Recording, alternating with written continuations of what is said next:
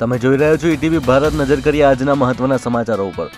અંબાણી પરિવારના આંગણે અવસર. વિશ્વની અનેક સેલિબ્રિટીઓ પધારી જામનગર. મેટા અને ફેસબુકના સીઈઓ માર્ક ઝુકરબર્ગ તેની પત્ની સાથે પધાર્યા. પીએમ મોદીએ સિંદ્રી ફર્ટિલાઇઝર ફેક્ટરીનું ઉદ્ઘાટન કર્યું. ધનબાદના પ્રવાસે ગયેલા વડાપ્રધાને આ ફેક્ટરીને દેશના ખેડૂતોને સમર્પિત કરી. આ ફેક્ટરી અંદાજે રૂપિયા 900 કરોડના ખર્ચે બનાવવામાં આવી છે. સુપ્રીમ કોર્ટે સજા સ્થગિત કરવા અંગે આસારામની કરવામાં આવેલી અરજીના મામલે સુનાવણી કરવાનો ઇનકાર કર્યો. બગડતી તબિયતને જોતા આસારામે હાઈકોર્ટને તેમની સજા સ્થગિત કરવા માટે કરી હતી અરજી. આજથી ભુજ અને મુંબઈ વચ્ચે એર ઇન્ડિયાની 120 મુસાફરની બેઠક ક્ષમતાવાળી ફ્લાઇટની સેવા શરૂ કરવામાં આવી. કચ્છના પ્રવાસીઓની આતુરતાનો અંત આવ્યો. રશિયા અને યુક્રેન યુદ્ધમાં મૃત્યુ પામનાર હેમિલનો મૃતદેહ ભારત પહોંચશે.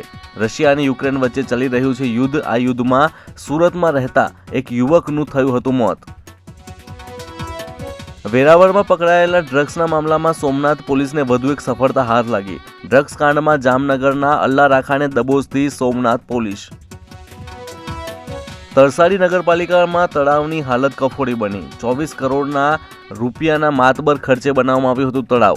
જાળવણીના અભાવે 24 કરોડ રૂપિયા ગયા પાણીમાં.